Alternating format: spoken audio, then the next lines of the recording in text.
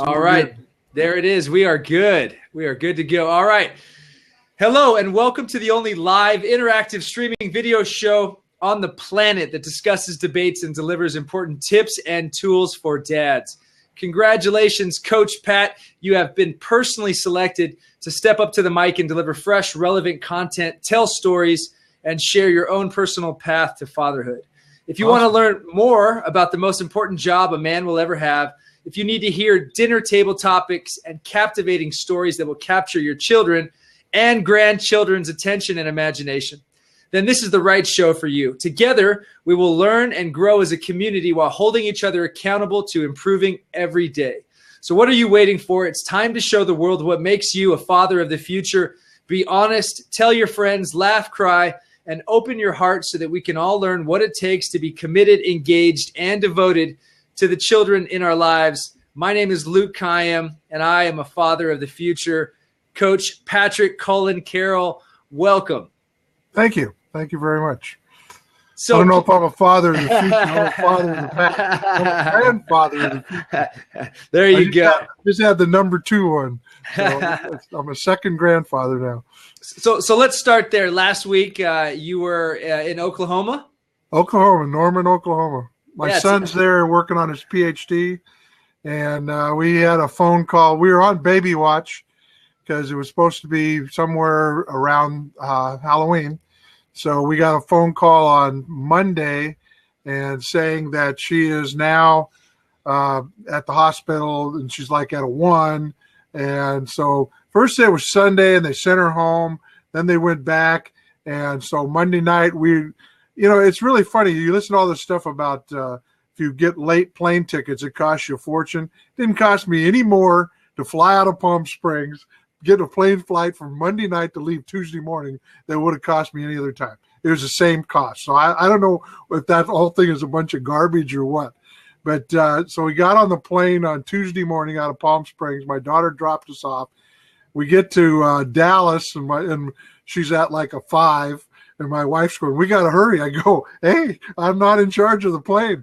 We get into Oklahoma City, and she goes, we got to hustle. I go, look, it's like 20 minutes. It's 25 minutes max. And so I'm flying up the freeway, roll into the hospital. Everything's fine. We get there around 3 o'clock, 3:30, something like that. And baby's born at 9:30, 9:37 or something like that. So then we had to spend the whole week, and we came back Monday night, and we're going back again on Thanksgiving. And, actually on Thanksgiving, we're going back. My daughter's going with us. So my grandson, who's 3, he'll be 4 in January. He's going back to meet his new cousin too. So now I'm venturing into that grandfather thing, which to me, it's really funny. One of the things I look at your program and some of the stuff that you guys do, and I just have a lot of respect for what you're doing, because your guys are trying to be better dads. And, for me, I mean, my parents were divorced when I was 9. My father was an alcoholic. I didn't even know what it was like to be a father. I had no role models. My role models were coaches.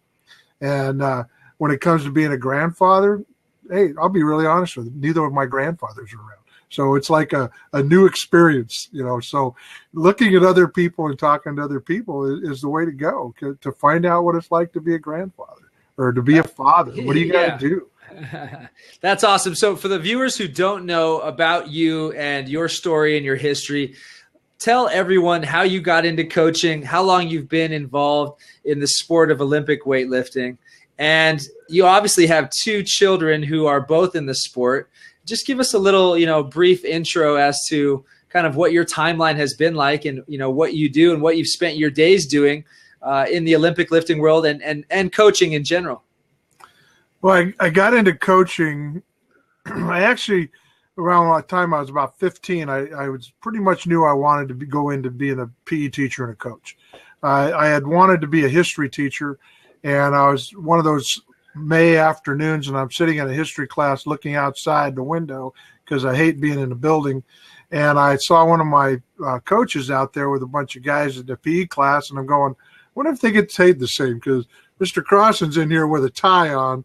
Mr. Kadage is out there in shorts and a T-shirt. So I found that one out. So that made that the pretty easy decision.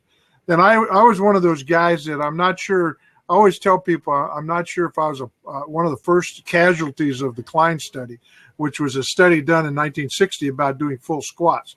Because by the time we got to me, and I got out of high school in 1968, we didn't do any of the deck walk stuff or the full squat stuff because it was starting to be outlawed in PE classes. So I had knee surgery in 1968, and I knew absolutely nobody that had ever had knee surgery. And so I'm like this guy. And at that time, they just went in and took the whole thing, whacked the whole cartilage off. I'm in the hospital for 4 days. Ironically, a couple of years ago, when Nick had the same surgery, had a little tear in some cartilage, meniscus tear, I go in and I'm talking. He literally take him in at 5:30 in the morning. He goes into surgery at 8, and at 19 minutes after 8, I'm talking to the doctor. And the guy tries to tell me, he goes, well, you know what we did? I said, no. So he draws me this half-moon shaped disc, and he goes, he had a little tear here, so we just shaved it off and cleaned it up. And he's looking at me, he goes, you understand? I said, I totally understand. I just want to know why the guy drew me the same picture in 1968 and took all my cartilage off. And he goes, well, we've come a long way since 1968. Literally the next week, in 1 week, with the 3 bullet hole stitches in his knee, he's doing speed agility demos at an NSCA conference.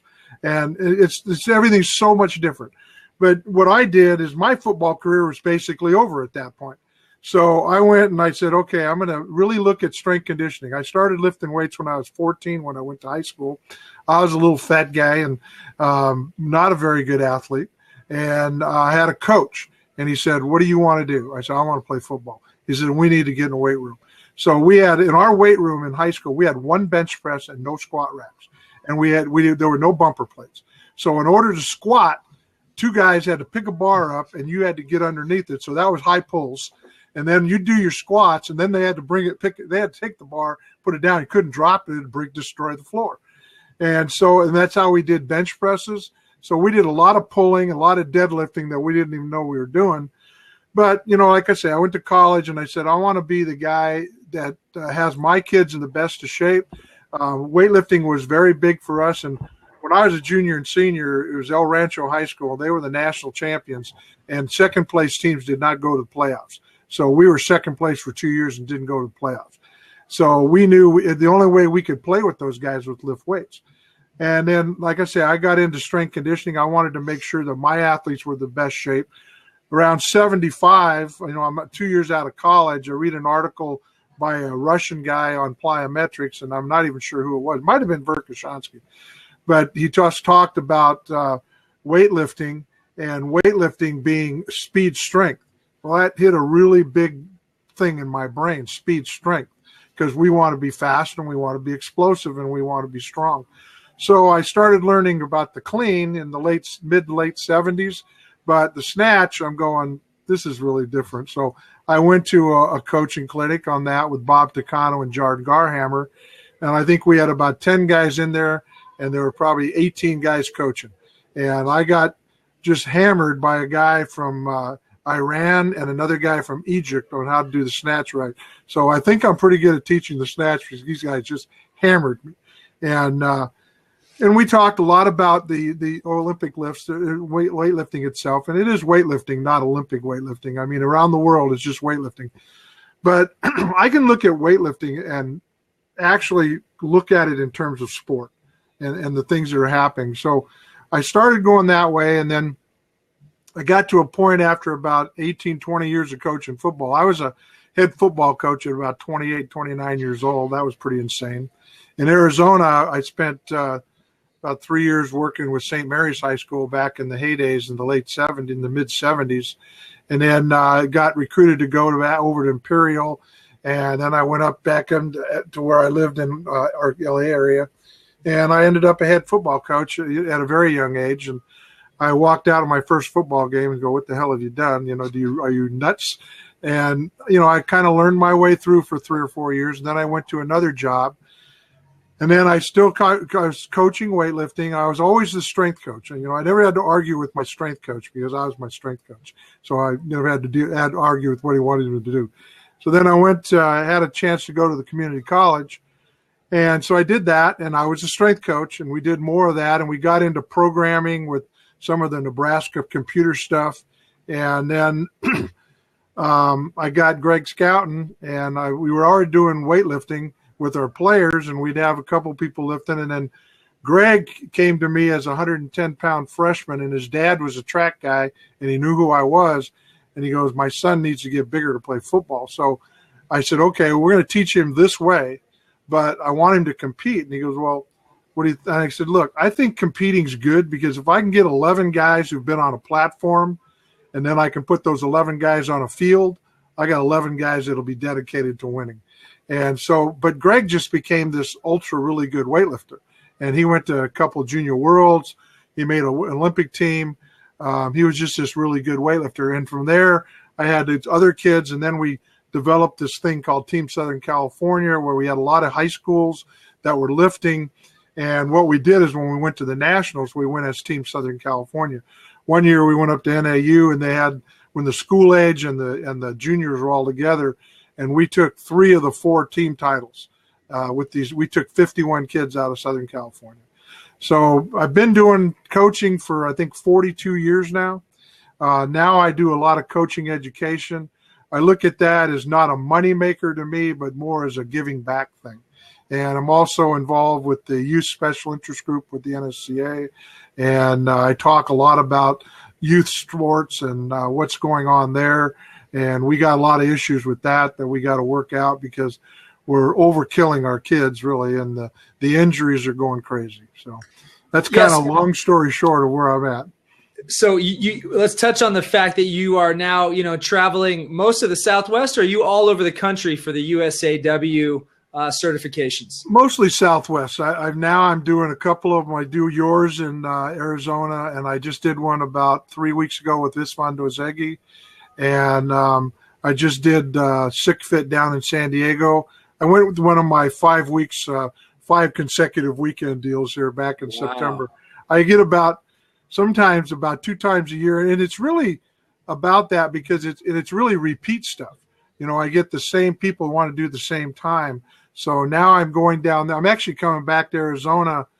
I'm not going to talk to you about yours, but I'm also doing a level 2 at Isvan's place, because apparently there's got a lot of guys down there now that want to do level 2s, and they haven't done one, so he wants to do one. So we're coming back down there. So I'm there a couple times, pretty much Southwest. So this is retirement years right now? You're doing 5 weekends in a row? This is retirement years. Yeah, this is crazy. I keep, but I've got it. I really did a pretty good job here. Baby Watch made me not do anything in October. So right now, I really don't have anything until January. So other than I'll go to the American Open. And because we've got a kid lifting at the American Open. He's one of those 2020 guys. We didn't get him to the Nationals. Greg coaches him. He's a 300-pound offensive lineman now who, after 2 years of college, decided he just wanted to be a weightlifter. And he actually had a D1 out of high school and didn't like it, came back, played 2 years at the JC, and had more D1s scholarship offers. And he said, I just want to lift weights.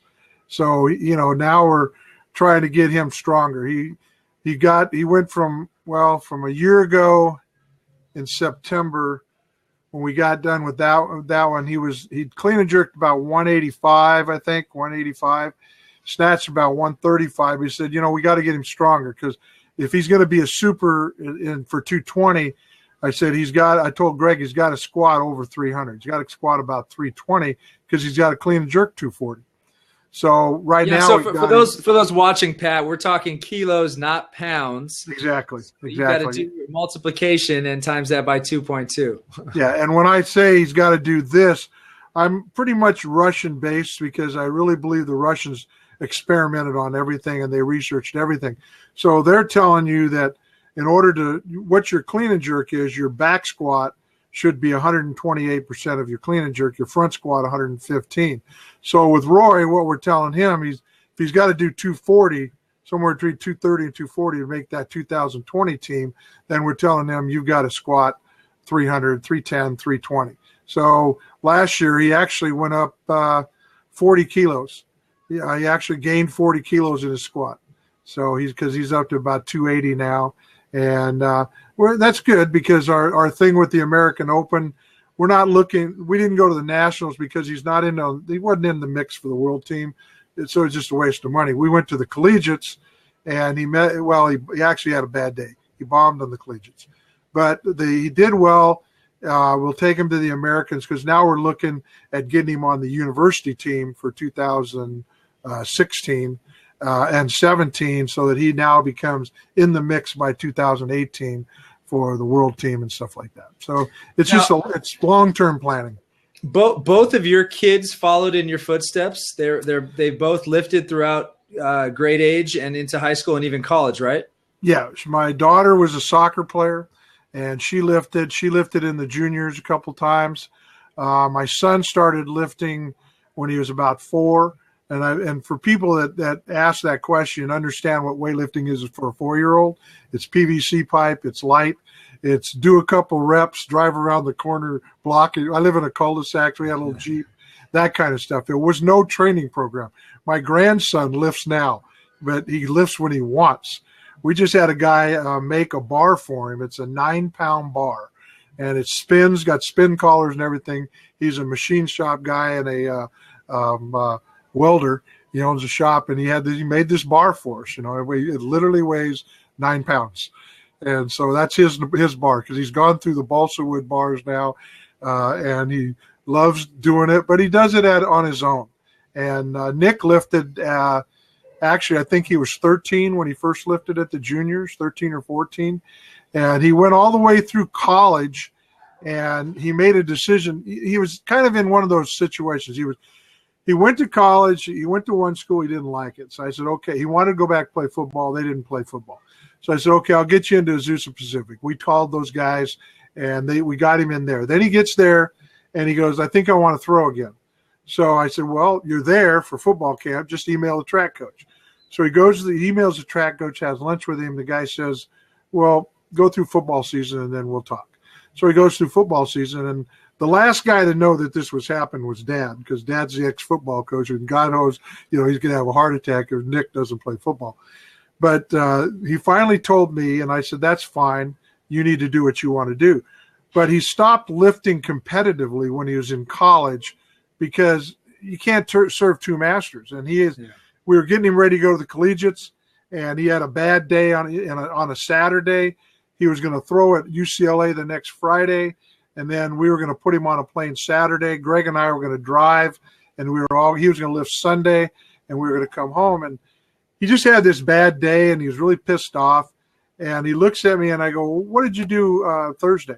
He looks at me, and he rolls his eyes, says, come on, Dad, I'm 10 days out. I did 100%. I did what I'm supposed to do. We unload next week. And I go, son, we need to talk.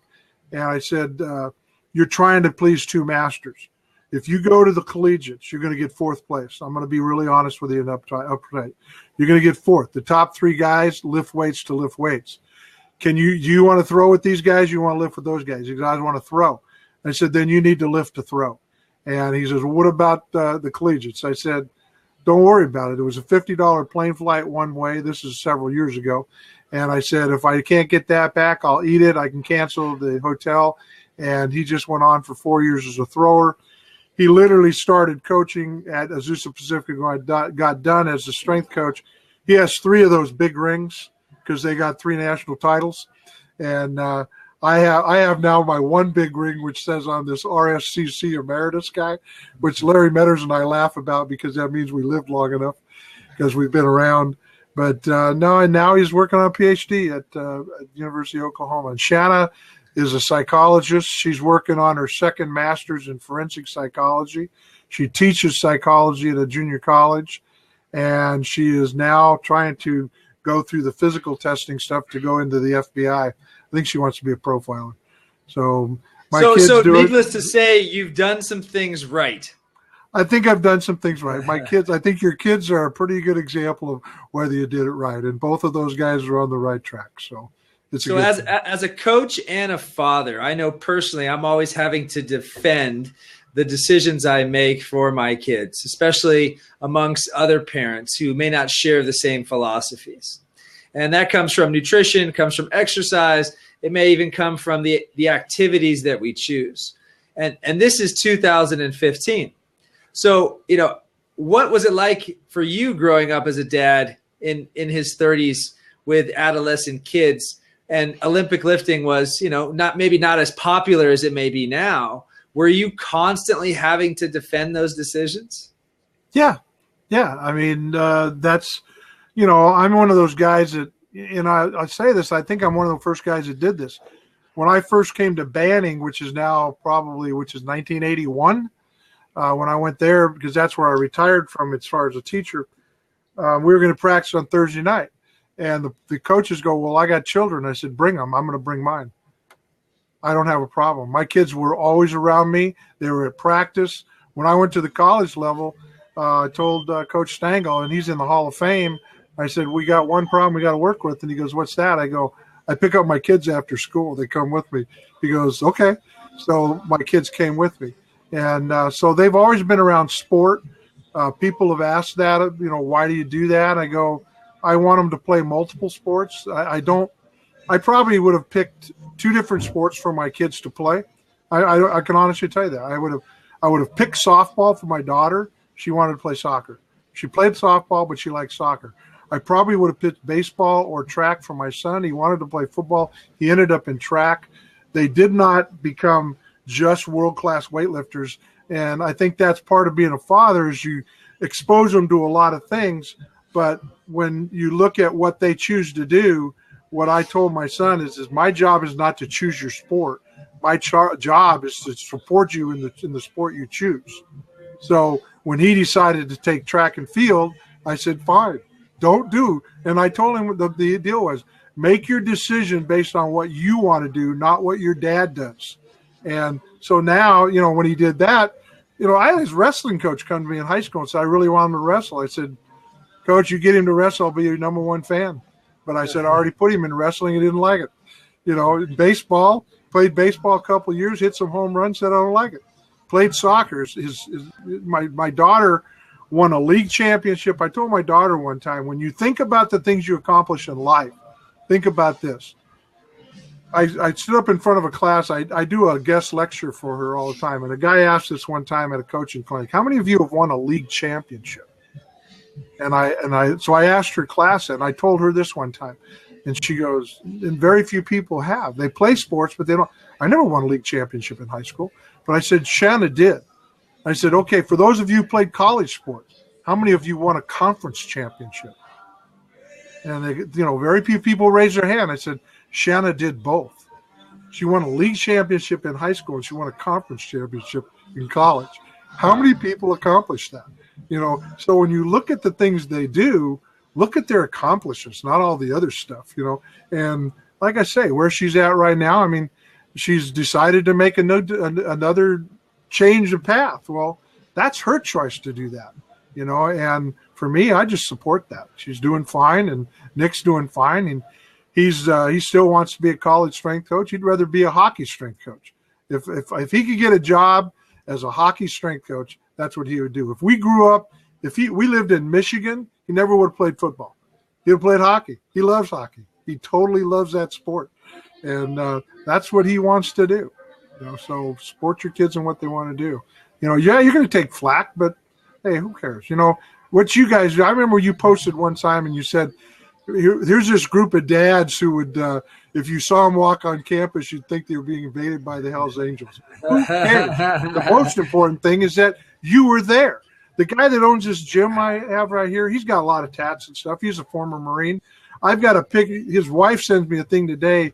He's got a tank top shirt on. He's at his kids' school. They're like 6 years old, 5 years old, and he's working the book fair. And he's probably the last guy you'd think be working a book fair at an elementary school. That's good. My wife had a kid in class one time. Awesome little girl. And if you saw her father, you'd go, oh, my God, what is that guy? Fathers come in all looks and sizes. And, there are really good dads and there are really bad dads. There's good moms and bad moms. I had a kid one time, and, God, his mom was a bank vice president, and she was a piece of work.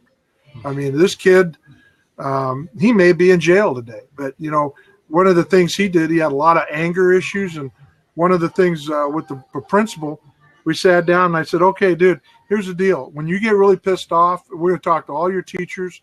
you're going to have a sign. And you give that teacher the sign, and they're going to let you walk out of class. And you come to me. If I'm not doing anything and I'm sitting in my office, you can close the door. You can say anything you want, because as a football coach at high school and college, there's nothing you can say I haven't heard. But if I'm at my class, you have to sit and shut up. And you know what? One time I got a phone call from the office, and the principal says, you need to come to the office. It's an emergency. I go, well, she goes, I got a sub coming right now. You need to come to the office right now. And I went down to the office. It was this kid on the phone. And he goes, Coach, I had to call you. I'm in juvenile hall. I got arrested, and I'm not at school, and I had to let you know I wasn't there. Hey, guess what? Did I make a difference in that guy's life? He's only in the 8th grade. He went on and graduated in high school and played 4 years of baseball. He's not in jail. He's doing okay. And that's the whole thing. And with your kids, you got to be that guy. Be that guy that's there all the time. Because they're going to need it, and there's going to be a crisis situation, and don't not be there. You got to be there. So, Coach, you're such a good storyteller, and as a coach myself, I completely understand how important it is to be able to relate to the people you're talking to the kids or the adults that you're coaching. How has your experiences helped develop you to where you're able to go anywhere in the entire world and teach such a complex movement like the snatch or the clean and jerk, but do it with such ease because of the way that you're able to compare what they may be going through with a story that you've gone through in your own life? How do I do that? I think, and I'm not saying I had a hard life. But, I didn't have all the good things. And I was working mowing lawns when I was 12 to get money so I can have school clothes and stuff like that. But I think I had good coaches. I had coaches who cared.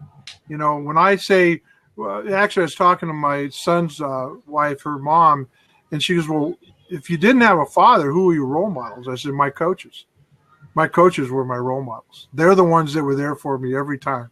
And I think that's really, really important that we see that. And right now, like when I went to Banning, come on, we're talking Banning, which is a low socioeconomic area, a lot of problems, a lot of gang issues.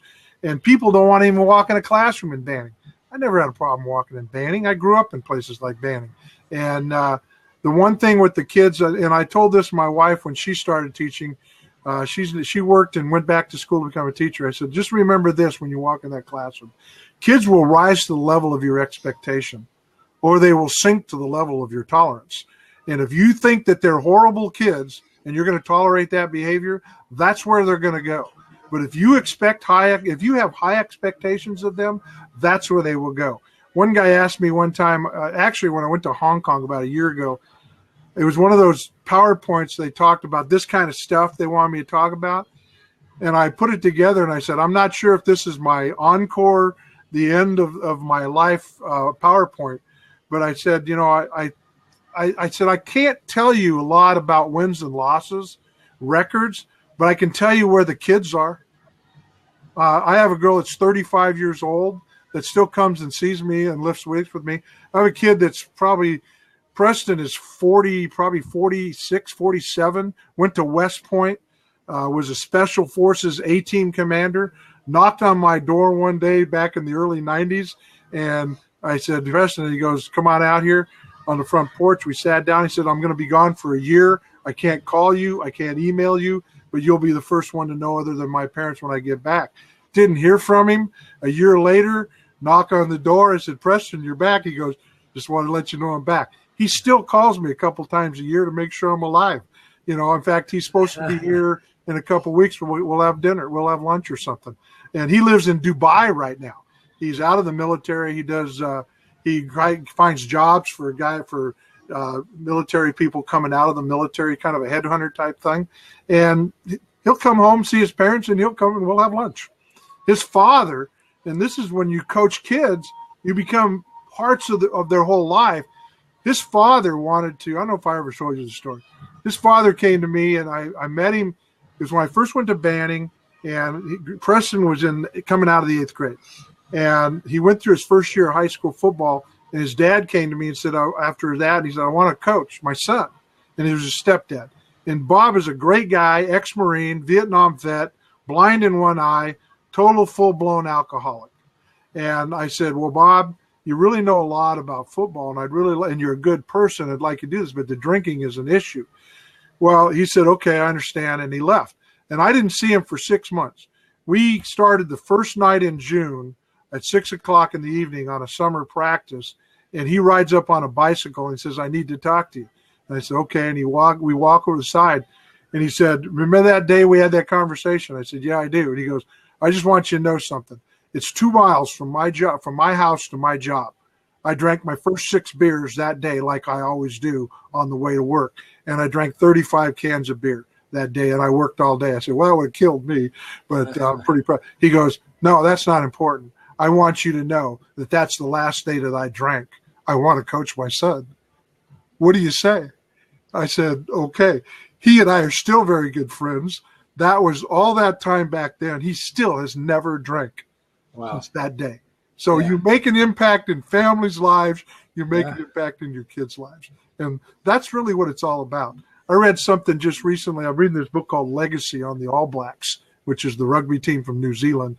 Buy that book. It's like incredible. One of the things they say is performance equals capability plus behavior.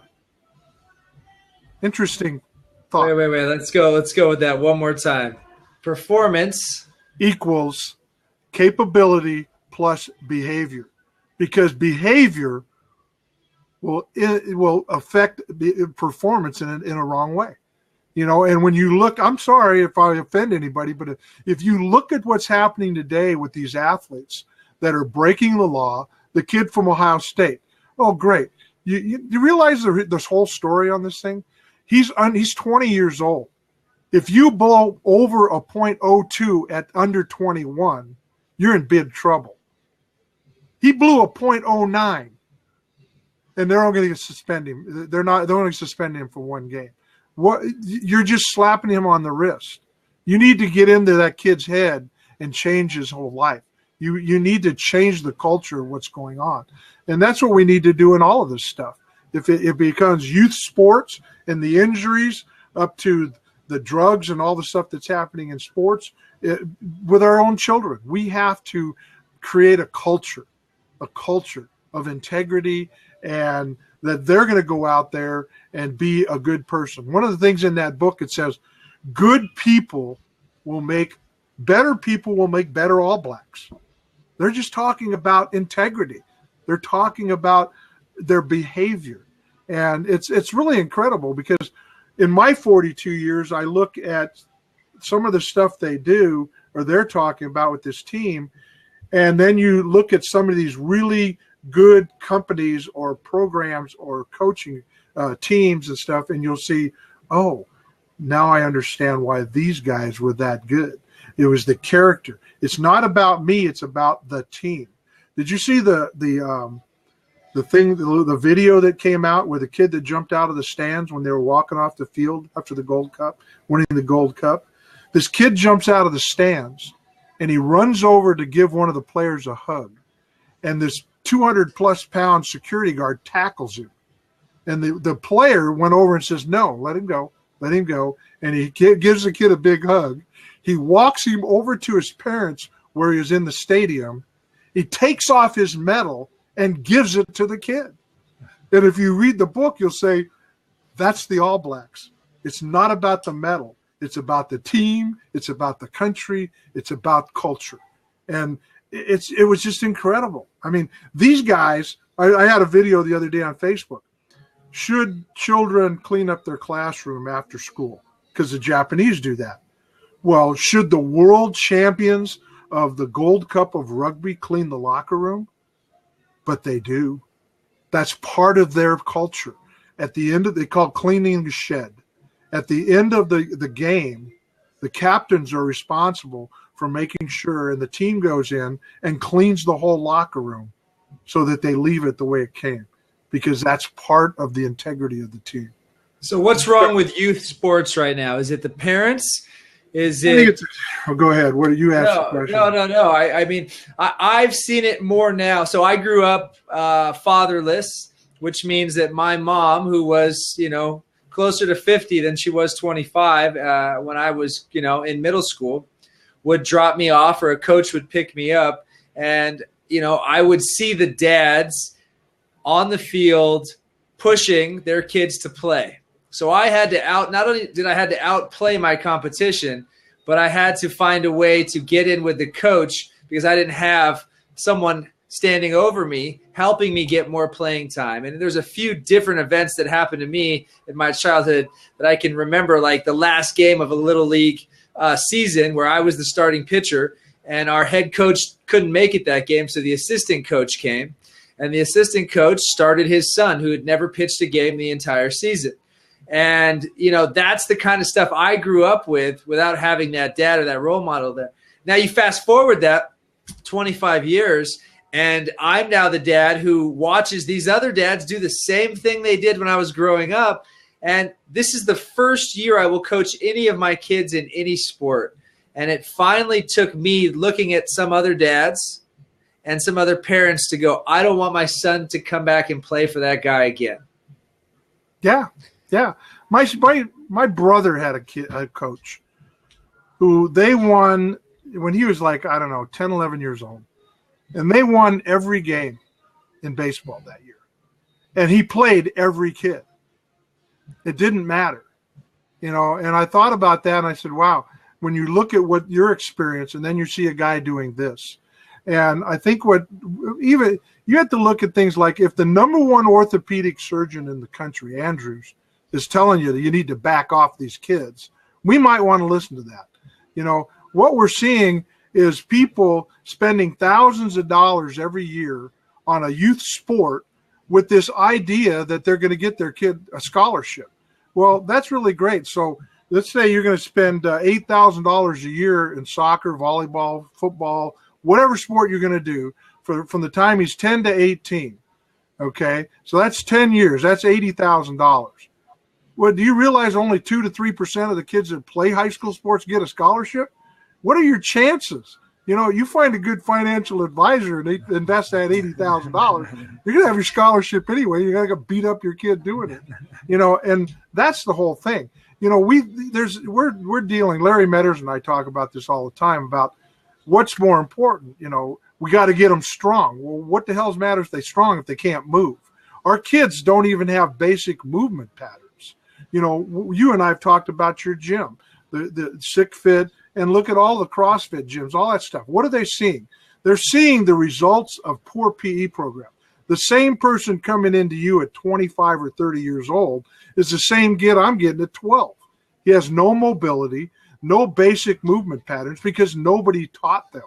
And that's what's happening in youth sports. Our youth sports are totally on just one sport. We're going to do just sport movement. There's a lot of movements out there that are involved in all sports, and we need to teach that kind of stuff before we get them into just sport specific. So you teach movement first and sport specific movement afterwards. Create the athlete first and let him choose the sport. Don't create the sport or say, here's the sport. Now I'm going to create this guy. Because you know what? More times than not, it does not work. It does not work. Yeah, so 5 years my son's been playing sports, and for 5 years, I want to say 10 to 15 plus teams. Everyone knows I'm the gym guy, I'm the fitness guy, and every beginning of the season, I send out an email to the coach that says, hey, these are my recommendations for pre-stretch, for dynamic warm-up. Here's my suggestions when parents say they're going to bring snacks instead of goldfish and yogurt. Here. And every time they just throw it under the table. Blow me off. Yeah. And you know what? That's part of our problem. And we have to change the culture.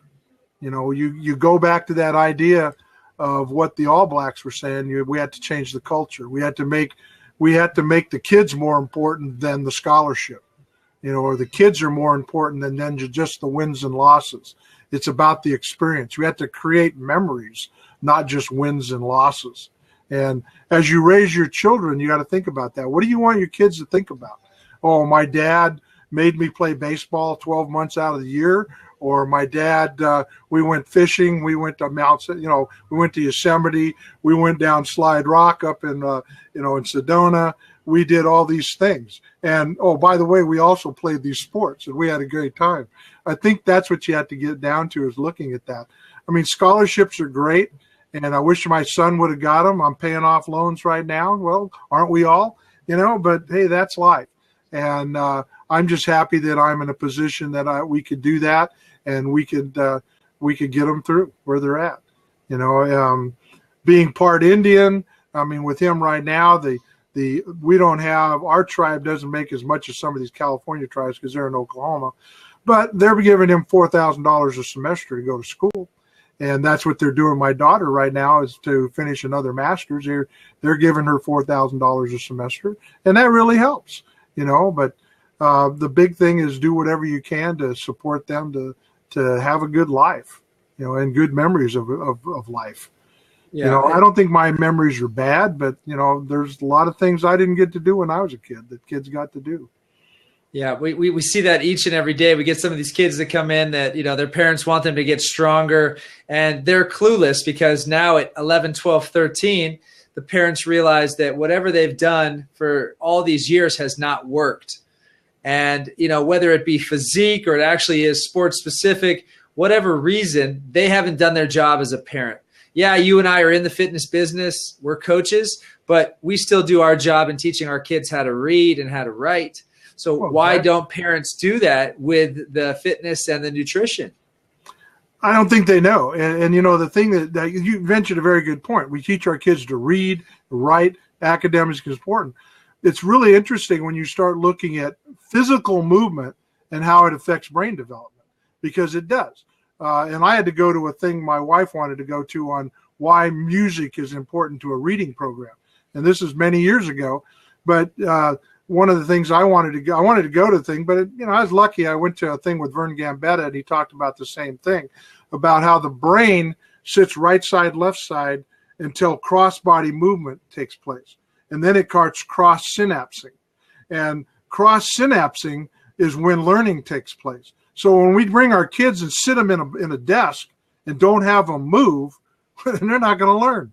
We need to get them up and have them be active. What's the number one food for the brain? Oxygen.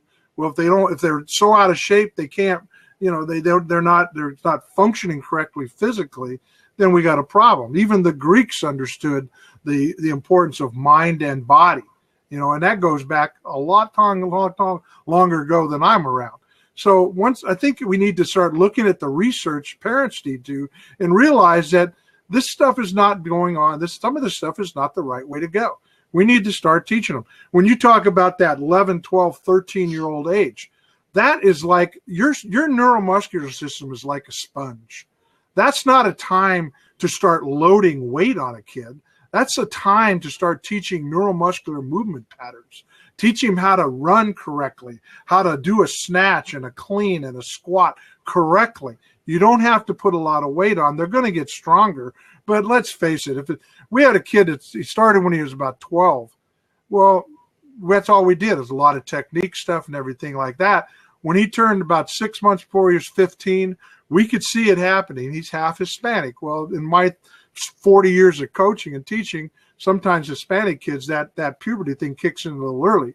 But he was starting his first year of freshman football. So we waited till December. That kid, last December, he turned 15 in January. We put him on a load cycle in December. And between December and June, he went up 32 kilos in his total, in his snatch and clean and jerk.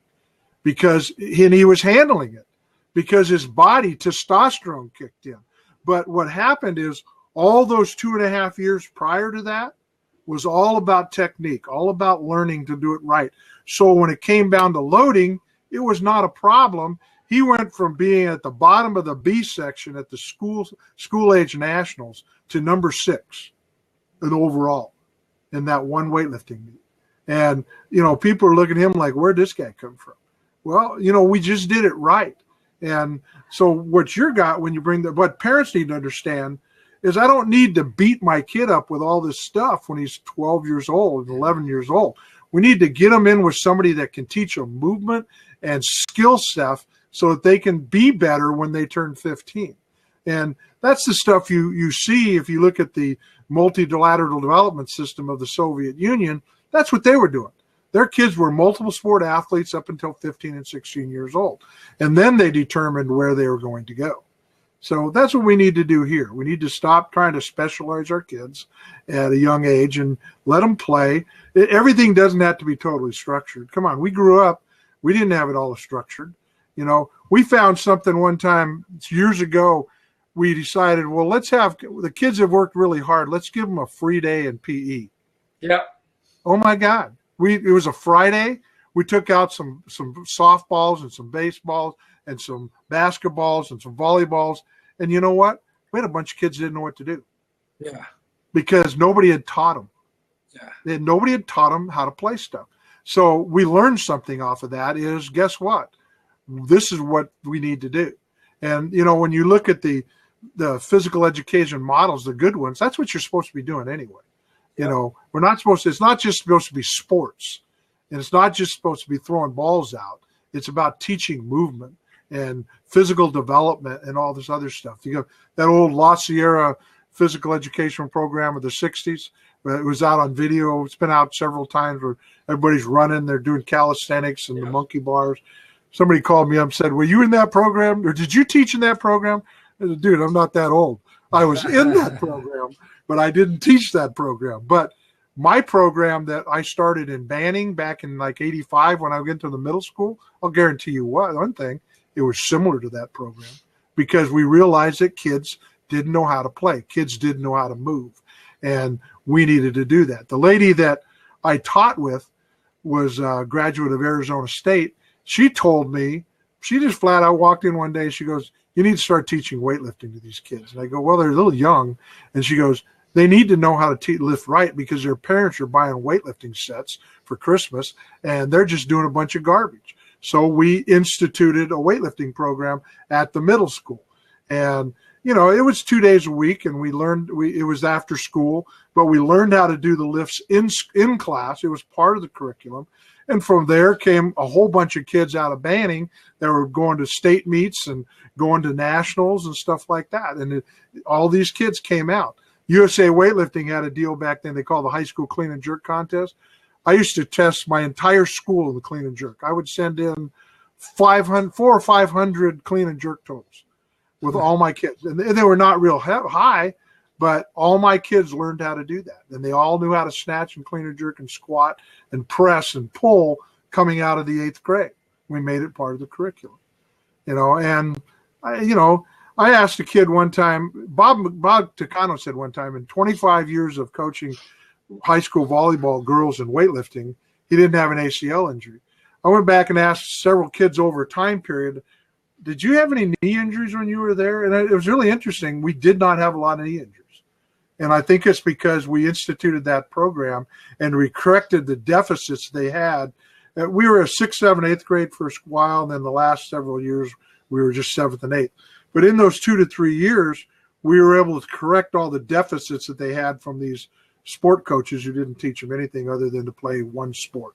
Well, I've heard a statistic from you a couple times that talks about high school soccer players have one of the highest rates of ACL tears, that if they just did a dynamic warm-up for 10 minutes, exactly, it would reduce that by 80%. Yeah, it's actually it's what's called the PEP study, which is out in Santa Monica. And it's not even high school. It's middle school. It's 11 to 14-year-old girls. 8 out of 10 are highly susceptible to possibly career-ending ACL injury. And if you go by those AYSO soccer fields and look at all those girls with the knee braces, they're all ACL injuries. And the warm-up, it's you go on the internet, look at the PEP study on soccer. It's in Santa Monica. You can download it, and there's literally a 10 or 15-minute warm-up thing that'll reduce, they say, 80 to 90% of those ACL injuries. Because most of the girls, I used to start my PE classes out every year that way because I was in the middle school. I'd line up 10 girls and 10 boys. And then I'd separate 2 boys and 8 girls. And I said, now here's the deal, guys. 8 of you, this is saying 8 of you 10 girls are highly susceptible to this serious knee injury, and only 2 of the 10 boys. Why? We train boys. So we're going to train girls too. And it's related to hamstring strength. When you look at those middle school girls and have them jump and land, they all jump stiff-legged. They don't know how to land, and when they do land, they're having a real tough time with it because they have very little hamstring strength. So the knee is not developed, and now we're taking them out and playing them. You know, the statistics on youth sports said it should be 75% practice, 25% game. Well, it's just the opposite. Yeah. They practice 25. You know, let's practice for an hour or 2 nights a week, and we'll go to 2 8-hour tournaments on Saturday and Sunday and wonder why they're beat up. You know, well, this is the issue. So what we have to do is we have to go back and we have to work with those kids. And it comes down to what is that age level, 11 to 14 of those girls. That's that 11, 12, 13-year-old age group where if we go in and teach them movement patterns and how to do full squats and do all these different movement patterns, how to land correctly, plant and move backwards, forward, multi-directional. By the time they get to high school, they're just going to be better. There's going to be more of them, and they're going to be better, and our sports programs are going to be better off because of it. We're not going to have the injuries. And it's a challenge. It's a challenge. I think we have a lot of good kids coming out of colleges today that were getting that involved in their head, but the thing is we have to get them into the high schools and the middle schools and allow them to do those things. There's still a fight. California's on its number 2 lawsuit right now. First one was won last year. The second was filed here. I just read about it about 2 weeks ago. They're violating the physical education standards in the state of California. So it's literally all around us. All the districts all around us are either under this second lawsuit or have already been involved in the first one. I'm talking Riverside, Palm Springs. Palm Springs was named in the first one. San Bernardino. And what they're going after right off the bat are the elementary schools because they're taking them out of PE in the elementary schools and put them in, computer labs and stuff like that. And those guys are supposed to have 200 minutes every 10 days. Well, that first lawsuit is won. Those people have to publicly publicize their PE programs for the next 3 years, and they can be walked in on it any time in the next 3 years. Wow. And they went after another set of school districts. And I think it's a movement that's happening.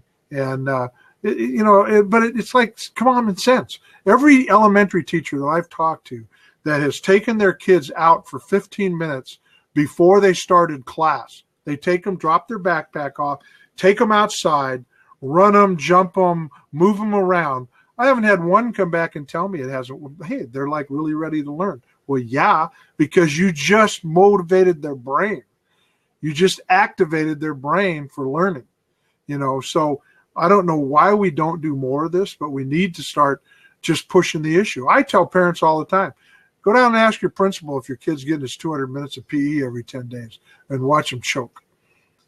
That's probably the only negative thing I do on Facebook. I will attack the administrators and say, stop it, get them outside, let them play, and it's everywhere. Like what is it, Norway or Finland? That's the number 1 school system in the world. Every 45 minutes in elementary school, those kids go on recess. Wow. Every 45 minutes. No standardized testing. And every 45 minutes they go out to recess. And their testing is better than ours. Wow. That's amazing. So we need to change. We need to change the culture. Pat, before we wrap up the show, 2 things. First, your legacy. We always like to talk about what happens if we're gone tomorrow. What will people, including your kids, say about you and your life? I think they're going to say that he cared. I think that's what it's going to come down to. I think they're going to come down and say, when the tough times were there, he was there, and he was there for me. And I think that's evident when I can say that I know where those guys are and they still talk to me. And I have several of them that keep in contact with me over the years. I think that's your legacy. It's not wins and losses. It's did you make a difference in their life? And I think that's the real important thing about teaching. I think that's the important thing about being a parent. Were you there and did you make a difference in your life? And I tell people all the time, when you go to school, just make sure that every day you're doing something to make a difference in a kid's life every day. That's what's really important. The wins and losses, if you take care of all that other stuff, guess what? They're going to happen anyway. But who wants to play? You see those movies about those coaches that were all about winning, and they just didn't give a crap about the kid. Well, those guys are out there too. And the bottom line is, where are they when this tough part? There was a guy a few years ago when my son got the Scholarship Hall of Fame award, for Riverside County. They had like the top 20 scholar athletes. The guy that was talking, this is interesting. He gets up and he said, well, he goes, and he was a football coach for a long time. He goes, I needed to have open heart surgery. My surgeon was one of my former quarterbacks. Yeah, he did the right thing. He got the kid on the right direction, and he supported him because that's the guy who did his open heart surgery. That's great. And I think that's what that's really all about. The kids that call me now, or the kids that they call, just see. I know they care, but I always tell people they just call to see if I'm alive. But I can go into Banning right now today, and if I spend a day there just walking up and down the streets, I'll see a lot of kids. Some of them are kids that live really hard lives right now. I had one kid that took him, and he was a state champion in weightlifting and everything, and he went to high school. I changed his life, but when he went to high school, there wasn't anybody there to help go along, and he kind of fell apart. But you know what? When I do see him, he always remembers about the good times, and he goes, I just remember you were there. And I think that's what's important to know, that for them, for me, my legacy is that I cared. Beautifully said, Pat. Pat, how can the viewers get a hold of you? Questions, things to do, learn more about programming, anything at all. What's the best way to get a hold of Pat? Email is liftwiththebear@aol.com. Just like it sounds, liftwiththebear@AOL. If you go to the USAW website, I do the level 1 clinics probably 6 or 7 times a year, and I always do a level 2 at Fullerton in June.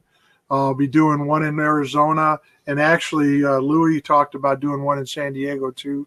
So at Sick Fit San Diego. So we're going to set up one. I have to call him and get that done.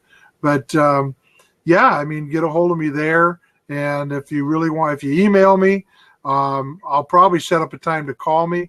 I'm one of those guys, when I do the level 1s, we go over programs, and I go, look, if you want them, I'm not writing a book, so make sure you call me, and we'll get on the computer at the same time, and make sure you got a lot of email, because I have a list of books that I always hand out. They're books on philosophy.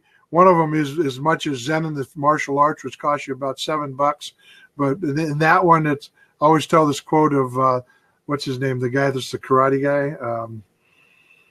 Oh God, what was his name? But he goes, I do not fear a man with 10,000 kicks. I fear a man who's done one kick 10,000 times, but I've got all that. And I've got all of the Russian manuals that where you can buy those on weightlifting. Just email me. I'll be more than happy to talk to people. If they email me, I'll give them a phone number. They can call me at home. I'm usually around after 8. I'm back in the gym again. God, I can't get out of this thing.